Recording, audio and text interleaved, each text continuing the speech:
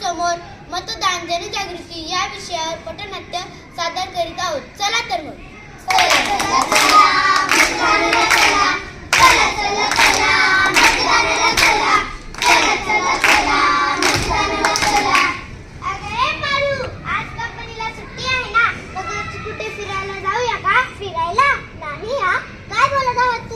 आजची सुट्टी काय फिरायला आहे का? आजची सुट्टी मतदान करायला आहे. ए पारू, काय होईल जर एका माणसाने मतदान नाही केले तर?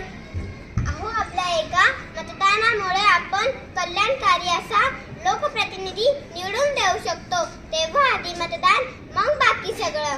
चला चला चला मतदानाला चला. चला चला चला मतदानाला चला.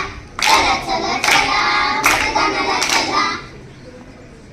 तर ऐका मंडळी, मतदान केल्याने काय परिणाम होतो? मतदान करणे आपले कर्तव्य आहे.